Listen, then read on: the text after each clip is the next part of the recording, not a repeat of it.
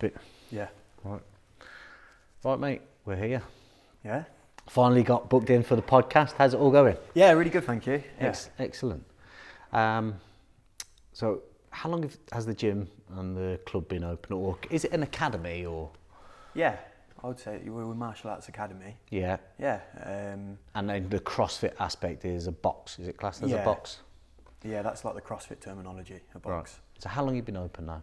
Since April, we opened our doors, yeah. Right, okay. How's it all going? Yeah, it's going really well, like just finding bridges and rivers that we need to cross and building the bridges over them. Getting the metaphors in there. It's like new things keep popping up, but you know, it's going well because Steve, the martial arts side, we already had a lot of guys and like a well-established team. Yeah. It wasn't like starting a new business from scratch. So all the guys have come over, so we've had that to sort of help us keep floating. Brilliant. So let's start from scratch with yourself. Yeah. So let's go, for those that don't know, please introduce yourself, and then let's go back to what you were doing previously, what you've done in the past with martial arts, with CrossFit, and then how you got to where you are now today. Okay, so I'm Jack Hill, Jack the Crow Hill with my fight name. I've just been doing martial arts, obviously, you know, like most people since I was a kid. Yep. Watching Teenage Mutant Hero Turtles, Bruce Lee, you know, Jackie Chan, all that sort of stuff. That's what sort of got me into it. Jean-Claude Van Damme. Of course, yeah. Bloodsport, you know, kickboxer. Even Under Siege, a little bit of Seagal. Not lately. We'll come back to that in a second, but we were on the mat a few weeks ago, and Mikey, the blue belt. Yeah. Steve said, "You ever seen Bloodsport?" And he went, "No," and it was just like there's a whole generation of young lads now that did not have the martial art. They've got like real martial arts in regards to the UFC, but they didn't have that stuff we watched that got us into it. Don't even know what the committee is. Yeah. And sort of in martial arts, you know, as a kid, like my sister did karate, I did it was like American kickboxing, but it was karate. Yeah. And then when I was about 16, we went to Coventry Market, me and my friend, and there was a store selling like nunchucks and bokkens. So naturally, we bought some nunchucks. That was just for the general people of Coventry. You know. So we were talking to the guy there, and we were like, well, we'd watched a few things like martial arts stuff, Bruce Lee, doing the stuff, and we went back and we were like, where can we learn to use these? And he was like, well, nowhere really does any nunchuck stuff, but you could go and see this guy called Rich Green, and he did Jeet Kune Do. Right. So JKD, and that's where I originally met Steve. So I think I was 16 then. Steve Turbot, yeah, who's the black belt coach, BJJ here now. And he was sort of one of the coaches there as well as Rich. Was Rich Green one of the first kind of like martial arts guys in Cov really to, no, that can't be true, because there's obviously before that there was Jeff Thompson and there was quite a few people, but did Rich because like Rich and Rich and Elliot got their black belt a few years ago, and prior to that I don't think there were any black belts in BJJ in Coventry. No. Yeah. So would you say that like he's one of the kind of like the founding pillars? I can't remember the story exactly, but I'm sure that Rich and a few guys got together and they paid for someone to go and teach BJJ in the custard factory. Because I remember when I was about 17, he showed me a triangle and I was just like, what is this? Like, what you on about? Because we were all about the straight blast, like proper like Bruce Lee disciples. Right. But then obviously as more UFC sort of stuff came out and you saw stuff, you were like, actually, oh yeah, Rich was right. I wonder if that was back when like Mauricio Gomez was, when he was coaching at the custard factory, and God, that's going back a while. That's interesting. Wow. So he was part of that. Yeah. I'm pretty sure. Interesting. Yeah. So you kind of started off with Rich, and how did you kind of like martial arts kind of So then, career progressed from there? When I was 18, I went off to uni. Yeah. I did a year just, getting drunk. What did you study? So I wanted to study sports science, but I didn't get quite enough good grades. So I went and I knew that if I did a year there, any course, you could swap onto any course you wanted. So I did a year of English literature and then switched over to an outdoor activity sports science course.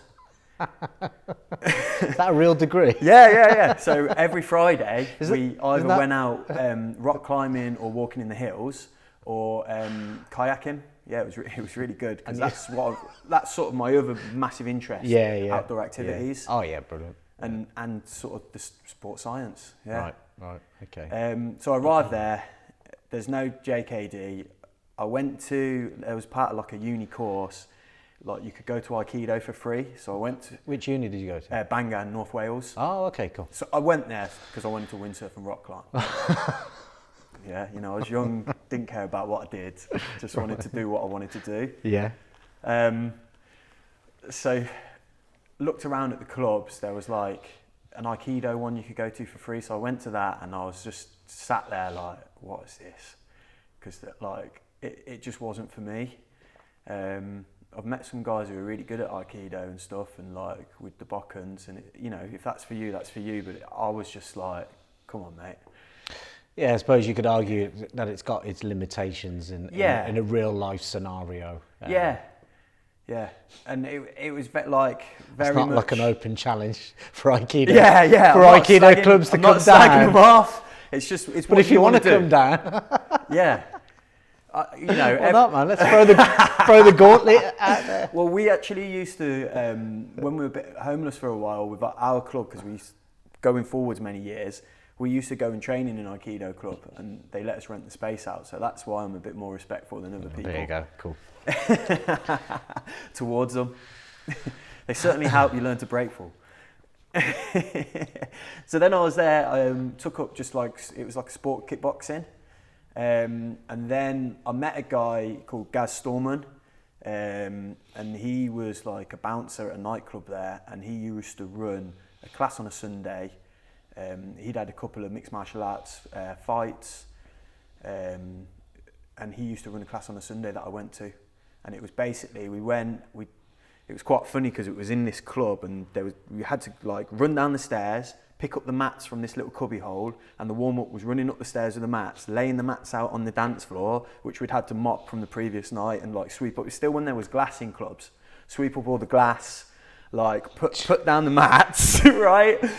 All really, really like sticky. You've like dragging these mats up, and then we'd be ready. We'd do a big circuit, and then that'd take about an hour and a half. We'd have a little look at a technique, and then we just used to like heavy spar. It was like back in the day. Everyone's on like a bodybuilder split in the gym, and then going there on a Sunday and just having it. Wow. So going home. I was quite small then, not very good. Just going home and crying in the shower.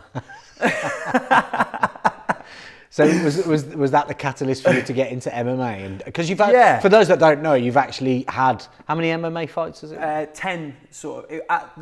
When I had my fights, it was called semi-pro. There was a different rule set to now. Now it's like amateur pro. Then there was like amateur, semi-pro, pro. Right. And we used to fight under lots of different rule sets.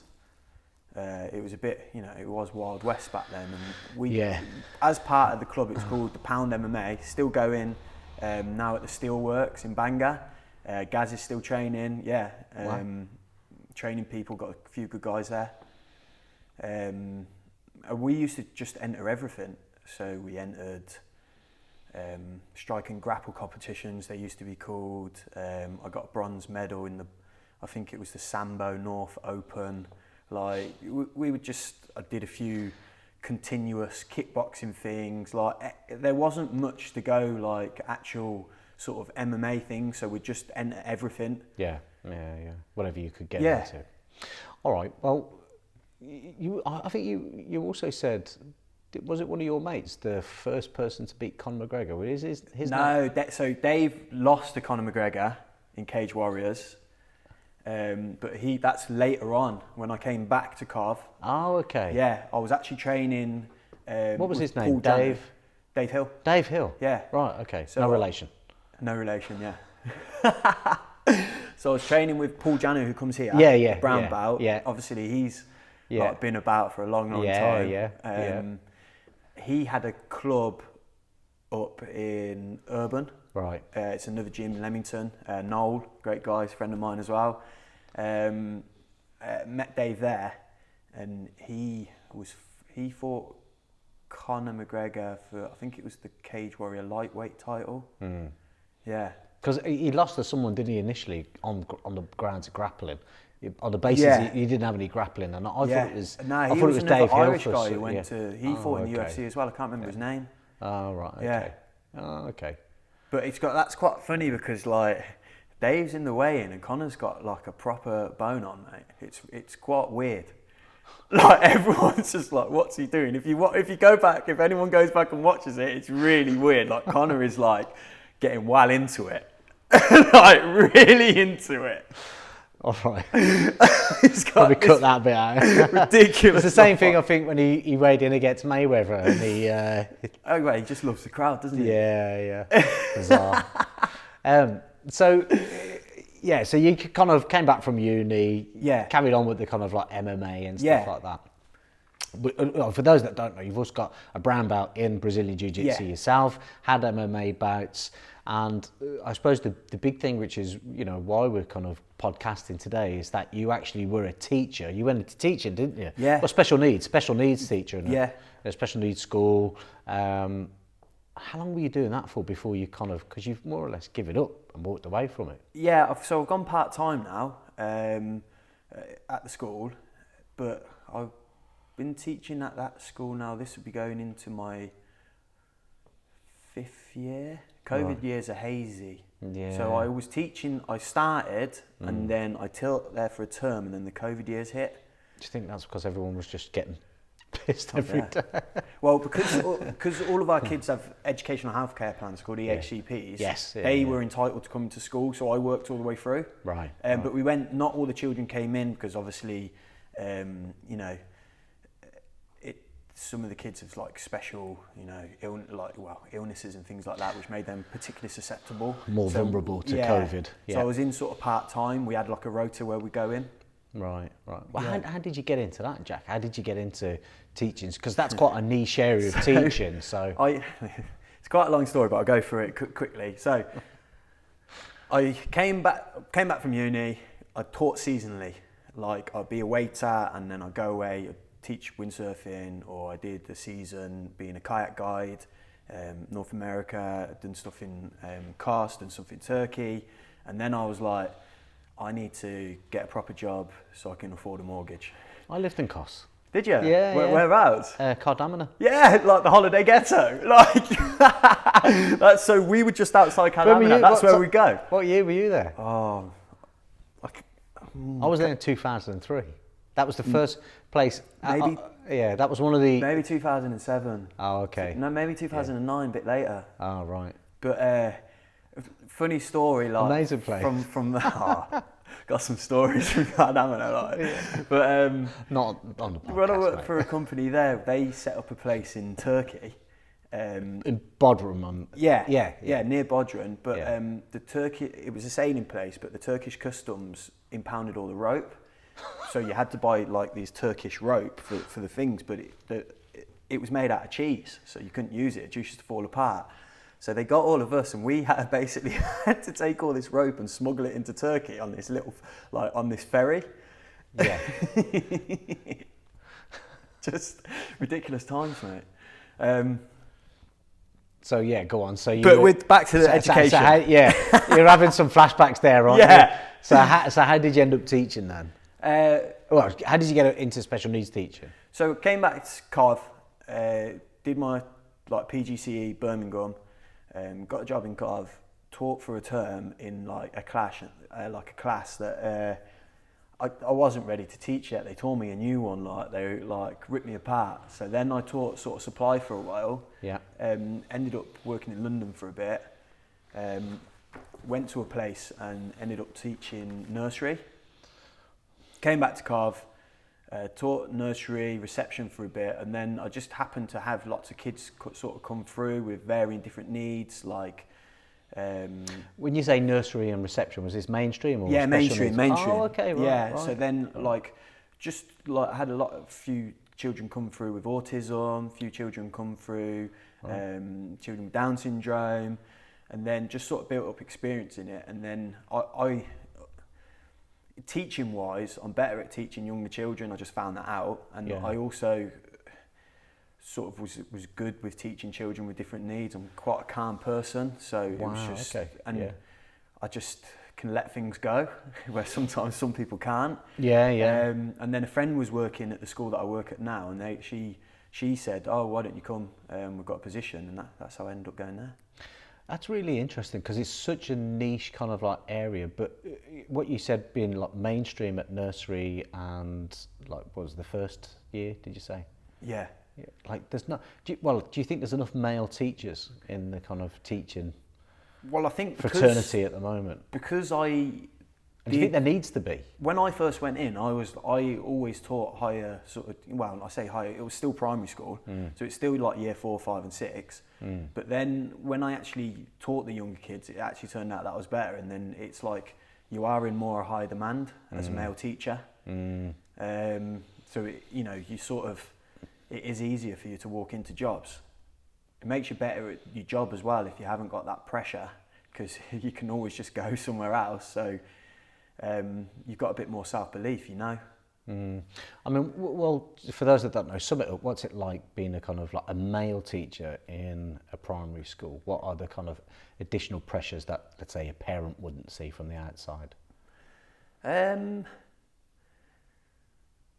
I guess I don't think there is additional pressure. I think children do respond differently to me, anecdotally. I haven't got any sort of proof to that. And some children prefer male teachers, some children don't. And it's good to have a healthy mix, everywhere, in all walks of life. And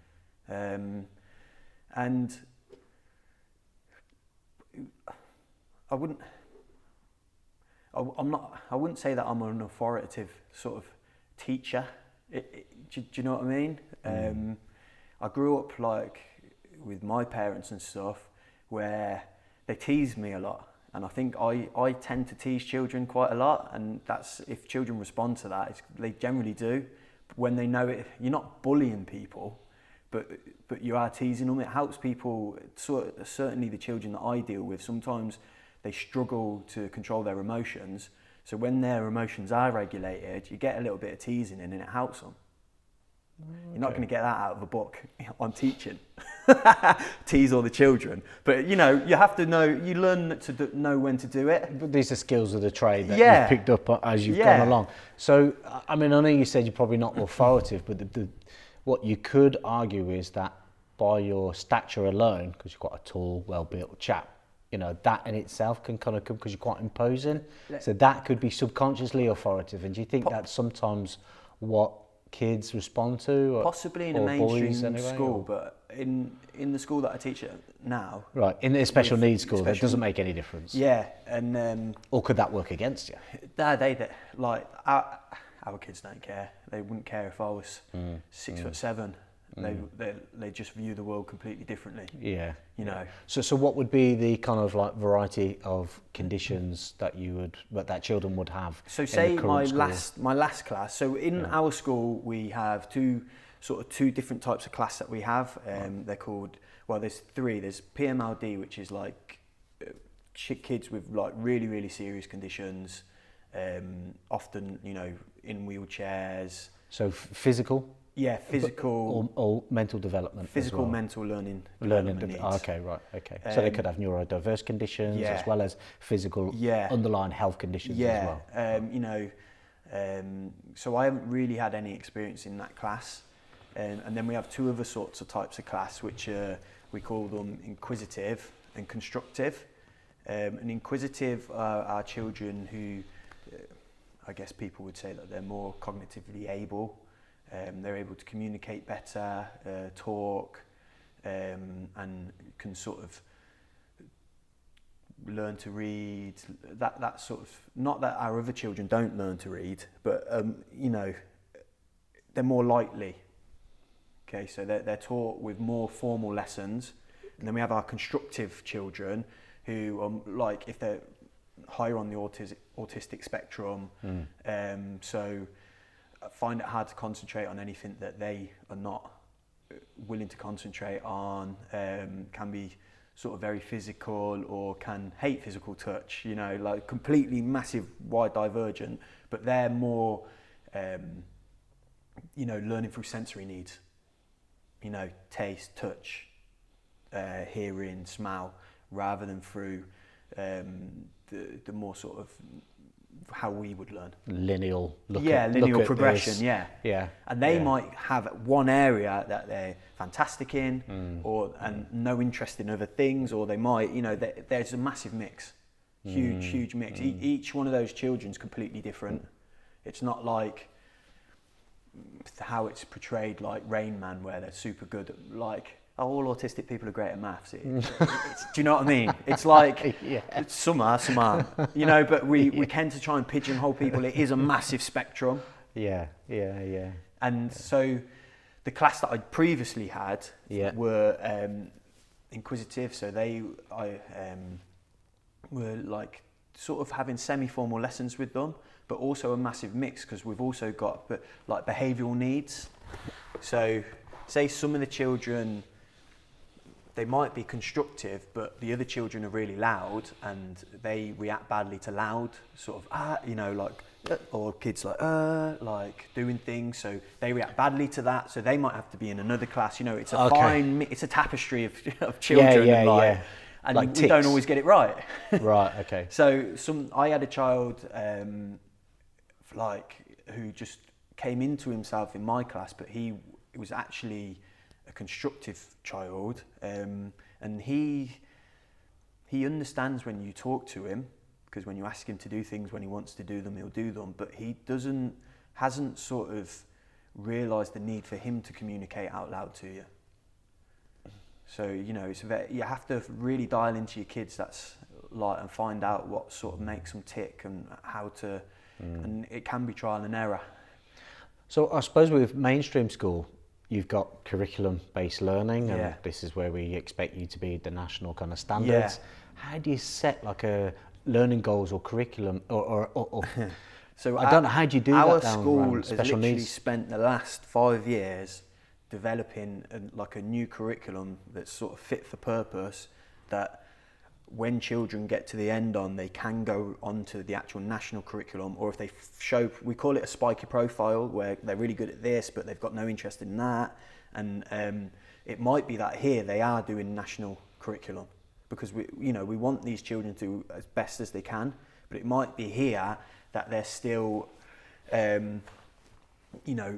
working on our curriculum, which sort of sits underneath it, and we're teaching them sort of life skills. So it could be, I've had children who can read, but my best thing that I've taught them that year is to do their zip up. Like, that's the, And it's not because they're not, because often with children in mainstream, it's because they're physically not able. So I had a lad, he's one of my favourite kids that I've ever taught, super strong. It's not that he's physically not able, it's that he's got a disconnect from his head, that when he goes to write, he's suddenly got a limp wrist and he can't do it, or when he tries to do his shoelaces up or his zip, just can't do it. Okay. But he can read you a book. Or if you said, can you pick up that med ball and launch it for me, he'd be able to do it. Yeah, he loves physical games. Right. He loves he'll grab you and hug you, and he's like bear hugging you, But complex, dexterous activities. Yeah, and it's not that he hasn't got the strength. Right. There's some kind of, you've got to puzzle these things out, and then, so he was the one who, did his zip up. Wow. You know. Yeah. And it was his frustration that would get in the way. Right. So he would, like, as soon as he couldn't do something, like the anger would just be like completely get upset about it. Right. So, it's like, you got to pick your battles. Yeah. Sometimes we just want to go outside and let the kids play. So you can't, say we would hammer a skill. You can't hammer that skill with him because it's making him upset, feel like physically and mentally. So, I mean, how long were you doing that job for? Before you set up CrossFit Timekeeper, how long were you in that career for? I say job, it's a career. Yeah, so I did 4 years there, and probably 5 years, so 9 years. Okay. Yeah, but then as well as that, alongside that, I was coaching at CrossFit Faber part time. Right. So I've been a CrossFit coach for 6 or 7 years. Is that where you did kind of most of your certifications, like CrossFit Faber? Yeah. Yeah. Let's go down that avenue. Okay. In the current climate, and then everything that happened with the guy who runs CrossFit, what's his name? Glass, is it? Glassman. Yeah. Glassman. And his kind of like very, stress-invoking tweet. It was racist, wasn't it? Yeah. It was a racist tweet that he put out. It kind of destroyed the kind of image of CrossFit. And I suppose that's the problem when you become such a very big, globally well-known franchise and business, and then somebody does something like that. Did you not think setting up a box that it would be quite risky in this day and age? I mean, do we still need to get, because CrossFit's come under quite a bit of bashing, like over the while, hasn't it? And it's like, but I mean, I see your class when we're training jits on the mats over there. I look over, everyone's buzzing, everyone's having a good time. So I think there's still a need for it. But what was your kind of? So when I initially interpretation saw his tweet, it's like you do, if you're in a professional environment, you need to check your language, and you need to make sure, because unintentionally upsetting people is as bad as upsetting people on purpose. At least if you've done it on purpose, you've set out to do that. It's almost worse if you unintentionally and sometimes you do it like cultural or you say things and it's like, oh, I shouldn't have said that, I didn't realise it. You've got to check yourself. And then when he put out his thing about what he was saying, because he put out, don't directly quote. Yeah, I'm not going to say, I won't do it. But he put out a tweet, and then the World Health, he said he was doing it because the World Health Organization put out a tweet saying that racism was a pandemic, and he was trying to say that you don't catch racism. It's not an illness, although you could say it's a mental illness, but it's people's rhetoric, not your So then I sort of understood where he was coming from, but he did not. It's about staying true to yourself, isn't it? And everything that at a base level that I've seen with CrossFit has been really good. And then not necessarily everything they've done as an organisation is really good. And I think that's the way with everything. It's like possibly how people view their church and the Vatican, or not to put in a religious context, it's making it look really cult-like. No, but I get what you're saying. Or if you're part of a martial arts gym, part of a wider thing, and someone at the top does some heinous crime or something, everybody pays the price. Everybody pays the price, but it doesn't reflect your gym. Or you as a person. Or you as a person. Do you think this is the problem then with kind of I think they call it systematization? You know what I mean? Where they basically... it is and it isn't. It's like that, like McDonald's, those two brothers. Yeah. Have you seen that Yeah, program? I've seen the film. It's really good. It's brilliant, isn't it? And then he comes in, they don't want to franchise, he eventually... convinces them to franchise, and then he takes that business and he absolutely runs with it because he insists this is the standard and it has to be the same at every restaurant. Yeah. And you saw this with CrossFit, and you see it with some teams in BJJ. You know what I mean? There are and businesses, and you could say, and this is where the argument comes from, well, perhaps Taekwondo, perhaps karate over the years has been watered down because people have systematized a way of making money and saw it as, instead of it being this organic, unique thing, it's like, well, no, I've put years and years and years of effort into the mats, and now it's time for me to reap the rewards or the benefits. Yeah. And do you know what I mean? So do you think that's the same kind of concept where they systematize CrossFit?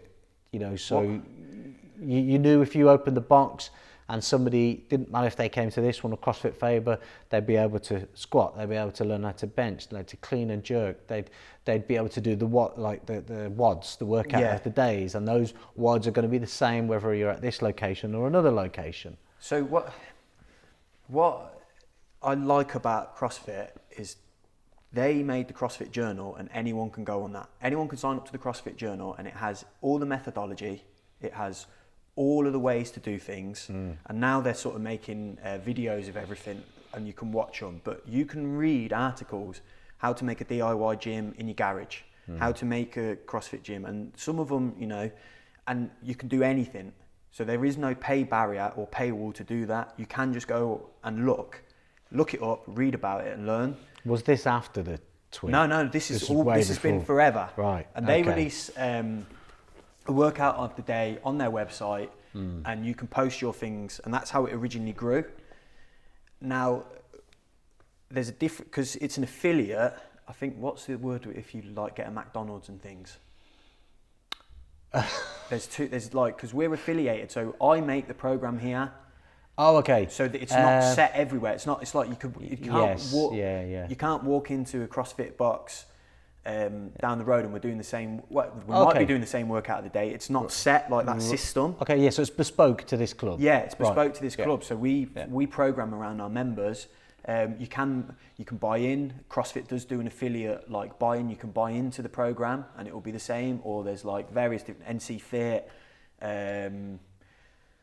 Like various people do it, and you can buy into it for like different programming. Maybe you want a weightlifting heavy one, so you'd look up who's like the best weightlifting one and things like that. It's like depending what your members want, or there's like gymnastics ones, focus ones, stuff like that. But because we're still such a small, small community, we're able to program like for what our members need. We give them a little bit of what they want. You mean locally at CrossFit Timekeeper? Yeah. Okay. Yeah. So we still self-program. Do you think that's better? Do you think that works out for the member better to be a smaller, close-knit community, or is it better to go where, I don't know, mind you, I think I know the answer to that. Myself, just because you're going to the biggest, best place doesn't mean, I think you lose a little bit of that. Yeah. What have you found so far? What happens sometimes in a small, like especially like it was John Will told us this. You have to immunise yourself. So say we're like our club, and we're a top game club a lot of the time. In regards to BJJ. In regards to BJJ. Yeah. And maybe CrossFit here, I've got a bit of a gymnastics bias. So maybe we're getting better at those movements more than the other movements. So then if you just get really good at one thing and you're doing things and everyone's doing this, rolling the same and doing the same, and then you go to a competition and someone's learnt something that we've never seen before, we're not immunised against it and we'll all get taken out. So by going, you need to send people out to go to places, and you need to find little bits of things that we're not doing and bring it back, like, oh, these guys are doing this with their guard game. These guys are doing this. Come back and make sure we're all immunised and make us all better. So okay, so that's jiu-jitsu, but how does that work? I think it's the same with CrossFit, where if it's a huge club, obviously with loads and loads of people, they sort of get around it by having coaches at certain times, so the coaches learn who comes at, you've always got your morning crew, your midday crew and your afternoon crew, and people tend to come at the same time, so you can keep a track of people, but it's more difficult because there's more people. Whereas at the moment, there's only a couple of us coaching here, keeping track of people's easy, and we know what people need to work on, and we know where our strengths and sort of weaknesses are, so we're able to work on those and help people, progress quicker. So if I put my business head on, then how do you progress? That's very good, as in building a community and keeping it very niche and close knit. But how do you progress that as a business? As a business, well, then that's when you do have to systematise things, isn't it? It's true. That's the only way that you can build it up. Yeah. So it's not Jack's coaching people or this person's coaching people. It's like this. This is a timekeeper coach. Right, okay. Yeah, I mean, I think I saw a really interesting thing. It was on Joe Rogan. I watch a lot of Rogan, and it was Faraz Sahabi. Faraz Sahabi. and he was going on about, so if we keep it jits in this conversation, so he was basically going on about how there's the potential for jits to be watered down, and people get belts on attendance, you know, and he said, but that's not how the people that are giving out the belts learn that, you know, their skill set, or that's not how they got there. But it's very hard to replicate what they did because you can't make a business from it. And this is where, when you systematize something, it's almost like, well, this now becomes curriculum based, this now becomes time based, then now becomes markers. If you're at this marker at this particular time, you'll get this as your reward. But what about if I don't get there? Well, and then that decision becomes questionable because, well, if you don't get that promotion, you might lose that person. And I just wonder how you that's kind of like the BJJ side of things, but how does that relate to kind of like CrossFit? I think so. Some people have tried to replicate the bouts, and they've put specific markers for where they think people are. Like, this is your 5K time. This is how much you can deadlift. You know, stuff like that. Often trying to do it off body weight. You know, because, you know, trying to tell someone who's like, you know, 120 kilos and deadlifting something compared to someone with 60 kilos, you're like, it's got to go off body weight and stuff. But I did that I used to run a kids class, and I did that with them, because they need something to focus on. But as adults, I can't remember, it's from a Jeff Thompson book I read, where you go through stages. You know, you've got your fighter stage, like your sage stage, and your coaching stage as you go through. And really, say me in BJJ, am I questing about? No. I just need to stay level with the people that I consider my peers and make sure those up and comers I'm smashing so they think I'm better than them. Even when they're better than me. But in CrossFit, you've got, like, we have like a goal setting thing. So it's good to focus on a movement you want to get, or have a competition coming up, so that you can train towards, because we all, from BJJ and mixed martial arts and all the fighting stuff that I've done, when have I been my fittest? When have I been weighing myself, getting my food right, my nutrition right, like, you know, doing all that stuff. It's when I've got something on my mind, like I need to be at that point. Or an end goal. Yeah, end goal. Yeah, you know, or like, yeah. Look at all the people you see getting ready for their weddings. Like, that's good. Yeah, do that's you know a really what I mean? It good doesn't have to be like a yeah. thing like that. It can be getting ready for your holiday, things like that. Yeah. But I guess with guys that, like, we've been through it now. We're here for the long term. Now I'm training for longevity. But that's interesting. Does that kind of come across, like, do you feel that comes across easy when can you relate that easy to your members and say, look, we can all work towards competitions, we can all work towards goals, we can all work towards a specific, I don't know, like PB or, you know, 1 rep max, etc. That's not a problem, but let's work towards maintaining a good community and keep training. So in another 10 years, I can look around and see the same people here. You know, people move on. That's a given, isn't it? Yeah. Not everybody stays in the same place. Life gets in the way. You move different clubs, you move different gyms. Yeah. But it's always good to have, I think, consistent regulars, or, you know, to have that environment with those people. So if they do move, it's not because of something that's happened here. It's because, like, well, I've got a new job and I live in a different part of the country now, but I've had a fantastic time. I think what I've found massively is, like, don't make an assumption on why people are training, because sometimes you get someone in and you've made an assumption that they're the same as you and that's why they're training. It's inaccurate, like, and often people might tell you why they're coming to train. Oh, I want to do this, but it's not the real reason. And they're not able to articulate it. Sometimes you really have to dig down, find out. That's sort of growing as a coach, I think. Because, you know, every young lad which comes in here is like, I want to fight. Well, why do you want to fight? The reality, like, and when you boil down to it, like, they want to be able to defend themselves. They want to have that sort of camaraderie with people. They're looking for their tribe. They're looking, do you know? And it's the same with CrossFit. People, you know, they've tried the truth is with other gyms, the only way you can compare them is you walk in, how much equipment have they got? How much is the price? That's all you've got to compare it with. And some of the getting people in here is breaking that down, and actually we're not selling our equipment, we're selling our coaching and like coming involved and like learning movements and stuff like that. Or the environment. And the environment, yeah.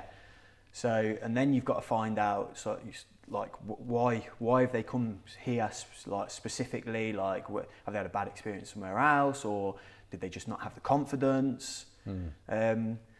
Because growing up in and doing martial arts and stuff, it's never crossed my mind.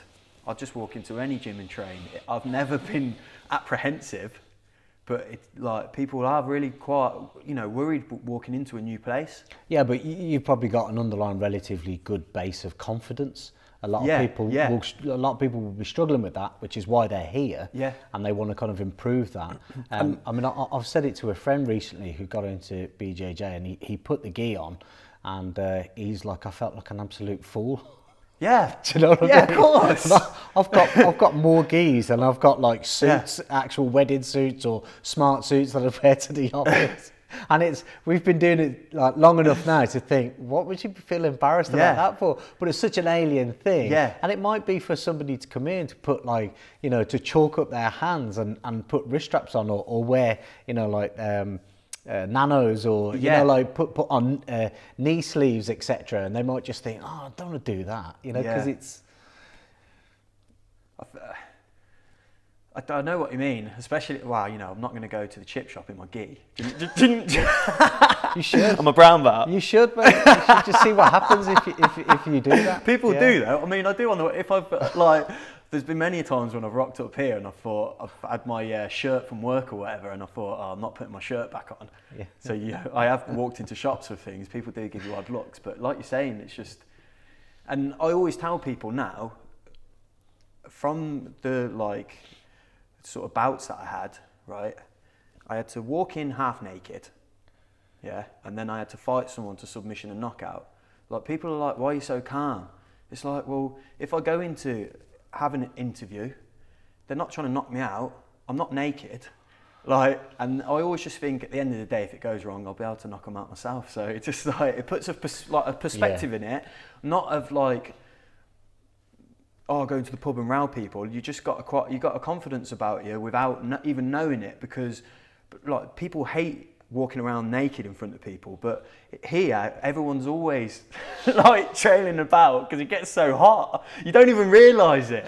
And so you see people walk in and they're just like, whoa, what's going on? And you're like, oh no, it's just because it's really hot.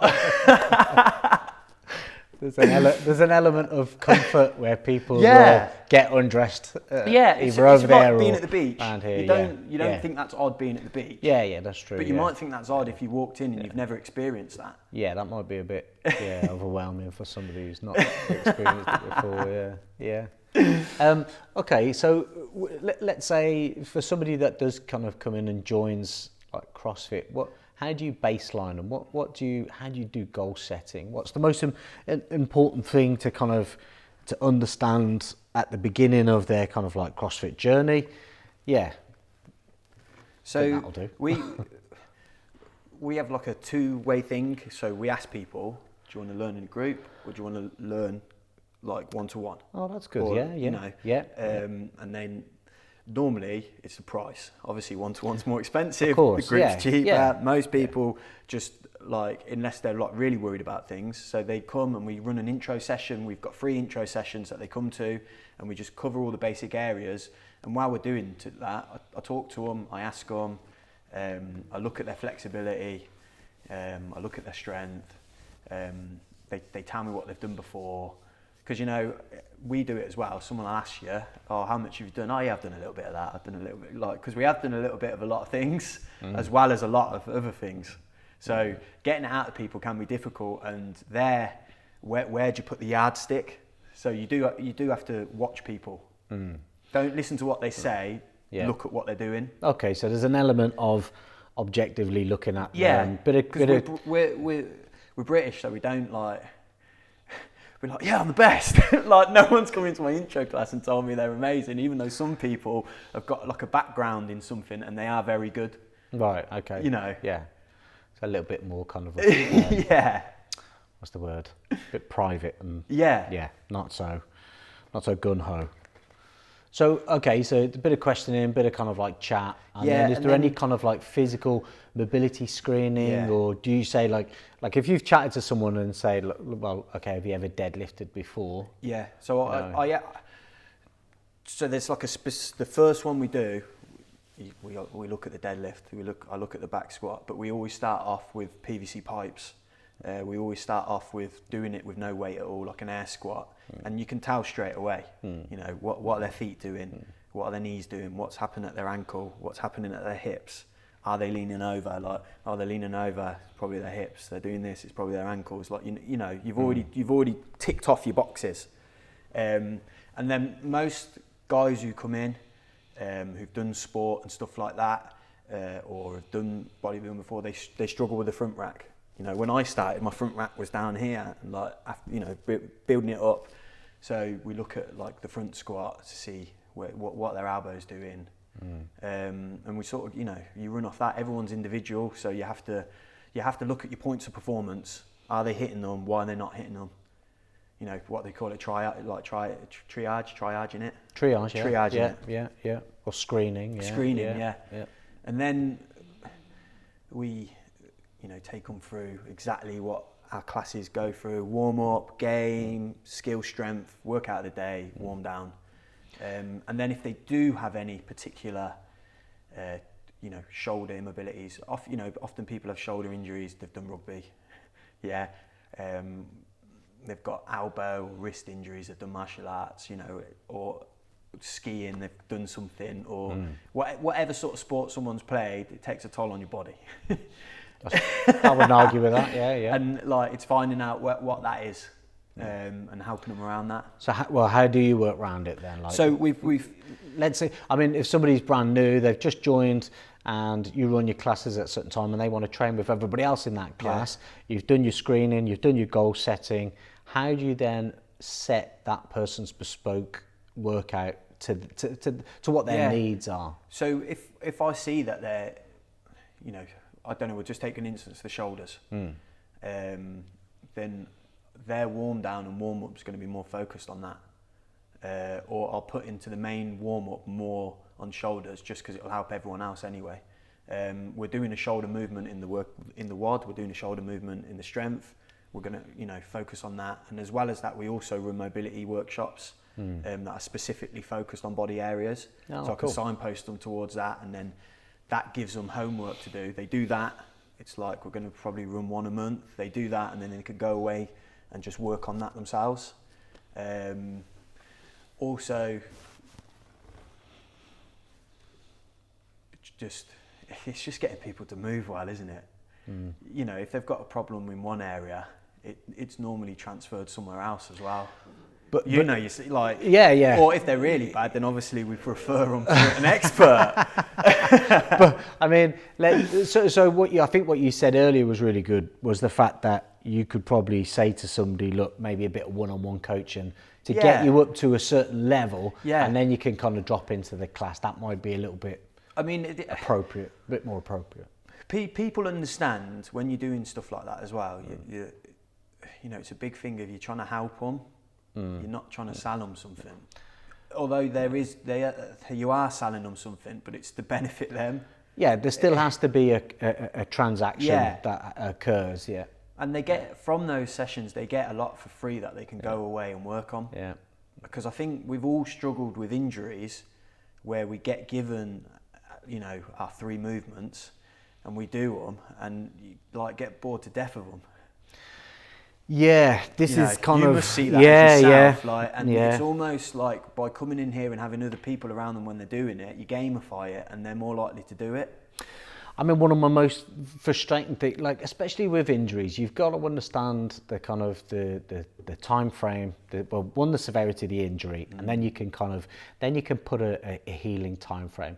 Like if it's so severe, look, you might need surgical intervention. Okay, then it's in between that, because that doesn't happen overnight unless it's an emergency. Yeah. Okay. And then you've got the kind of the post-surgery healing time. If it's an injury or something that's happened because of overtraining, overstraining, or some sort of trauma, that's non-surgical based. So they'll say conservative management. So if you're just doing conservative management, what people get a little bit mixed up with is, well, I can't come to the gym because I can't do the class. Well, you can still come to the gym, and you can find a time or speak to one of the coaches where you could do some of your stuff within that environment. If this is such a good environment and it's, you know, it's really good for you and you get so much out of it, both for your physical and your mental health, why would you ration yourself from that? Get down here and do your exercises here. Stay within the tribe. It's harder for people to come back from a prolonged period of absence. Okay, anxiety starts to set in, they get nervous about going back, and they think, will it be detrimental? Like CrossFit's got a real bad rep with rhabdo, and one of the ones... What's rab? So rhabdos... rhabdo. Yeah. Rhabdo. What's like, that? Basically, your muscles start to break down because you train so hard. Oh, ketosis. And it goes into your blood, and it Right. starts to break, Right. like your liver starts failing, you start Right. putting blood like it's coming out of you and stuff. But Right. often that's happened when someone's had a prolonged absence and they come back and train as if they were still where they were. Yeah. So there's no formal like periodization. Yeah. And people want to get right back at it, and it's like, I've got a good example at the moment, not rhabdo, but I've got a good example at the moment. Heather, one of our members, she's hurt her ankle, broke her ankle. Yeah. So obviously she can't come in and train as she was, but she is coming in for our gymnastics sessions. I saw her the other day. Yeah. She's in the plaster of Paris, isn't she? Yeah. I looked over and I thought, brilliant. Yeah. That is fantastic. That is exactly what you want to see. Yeah. So, you know, we're making sure, you know, we know she's coming, so we're able to make that bespoke, like tailor it to her, because we're doing ring work, but obviously we put the rings by the floor, so she's never going to be falling off the rings, or no chance of hurting her ankle. So that's like, you know, perfect. Yeah, but you can still do core stability work. Yeah, and she's doing all the... You can still work on the bench. Yeah. You can still do like plank-based stuff. Yeah. You can there's so much that you can do. It's like when Steve, 2 weeks after getting his black belt, fractured his radius, and he's still coaching, but his arm's in a sling. Yeah. It's like when you work like professional football's a good one. When I was at like Cov for that short stint, there was a guy went in for surgery. Within the next day, it was like, right, rock back up, and he had his foot in an air cast boot. It was like, right, on the rower, on the bike. You still need to. I know you've just had surgery, but you still need to maintain a certain level of fitness. Yeah. So you've got to think of like, there are two kind of like lines. This is your kind of standard line that peaks and troughs every now and again. So every now and again, we peak and we trough within our fitness. Yeah. Christmas is a good trough. Yeah. Then we peak. Then we've got Easter. Then there's usually a few birthdays in there. So it's never a kind of ascending line of gradual. I'm just getting fitter. Yeah. It doesn't work that way, does it? You can't push your body to the actual extreme constantly without something giving. So you've got these peaks and troughs. Obviously, when it dips even further whenever there's an injury. So you come way down below, and then you've got a bigger climb to get back in, to get that kind of like parallel before you can be reintegrated. Whatever you can do to limit that dip, so it's easier to be reintegrated into the kind of like flat line or of standard level or baseline level of fitness that you achieve, makes it much more easier for you, doesn't it? Yeah. And we've almost replaced like going to the pub and things like that with coming here and seeing your friends. Yeah. So you don't go or wherever else you go and see your friends. It's like you come here and you see your friends and you roll with them, or you come here and you see your friends and you work out with them. It's like it's a massive social thing, and it also you build better friendships through adversity. So we might be fighting each other, or we might be fighting for a time or a weight, but it helps your friendships. Growth comes through adversity and through struggle, doesn't it? So if you just cut that out of your life and just sit at home, it's like one way to depression, isn't it? Like absolutely. Well, it's one way to poor mental health and poor physical health as well. Yeah, absolutely. Yeah. What was it when you first kind of like? what was that like, going from a full-time paid job with a pension to suddenly going, right, I'm leaving all of this and I'm gonna open this up? Well, I know because I was privy to it more, but for anyone listening, I was lucky with the people that I work with, because the place this came up, the area we're in now came up, the lease, and I was like, right, we're doing it, Steve. Steve's like, yeah, we're doing it. I'm like, okay. I walked into school the next day and I handed my notice in, and they were just like, what? They were like, we thought like your gym, it was just like your pie in the sky thing. You know, because I've been saying it for years, I'm going to set a gym up, I'm saving up money, I was working 2 jobs, I was putting money away. But I guess people don't see that behind the scenes thing. They just thought that was like what I did and I was still just going to teach forever. And then when it came, it was like a big shock to them. But like, because I guess sometimes you do, you know, a lot of people say things and then never do it, but I did it. But they were like, you know, it's very, not being big-headed, it's very difficult to replace people in our positions once you've built up that experience, like in any job. Once you've built up a lot of experience, rapport with the children, and our children often change a routine is very difficult for them, so it would have been difficult for my class. So then they went away for a bit, and then they came back with like a counter offer, and said, can you carry on doing Tuesdays and Wednesdays, and while we get a new teacher in, can you still do all the planning and stuff?